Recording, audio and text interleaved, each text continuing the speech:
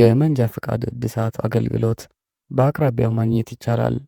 የአሽከርካሪዎች ተሽከርካሪ ፍቃድ ቁጥጥር ባለስልጣን ከመጋቢት 24 ቀን 2017 ዓ.ም ጀምሮ የመንጃ ፈቃድ እድሳት አገልግሎት በአቅራቢያው በመታወቂያ አድራሻ ሳይገደብ እንዲሰጥ መፈቀዱን የአዲስ አበባ አሽከርካሪ ተሽከርካሪ ፍቃድና ቁጥጥር ባለስልጣን አሳውቋል።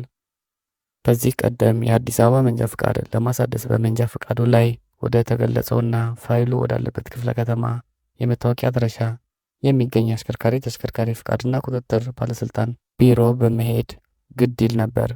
ከነገ በኋላ ግን በየትኛውም አቅራቢያ በሚገኝ ቦታ መታወቂያ አድራሻ ሳይገድብ መንጃ ፈቃድ ማሳደስ ይቻላል ተብሏል። ተገልጋዮች በሚቀርብባቸው ቅርንጫፍ ፋይላቸው ያለበት ቅርንጫፍ ሳይጠየቅ የጤና ምርመራ ሰርቲፊኬት በመያዝ የመንጃ ፈቃድ እድሳት አገልግሎትን እንዲያገኙ መወሰኑን ባለስልጣን ምክር ቤቱ አሳውቋል።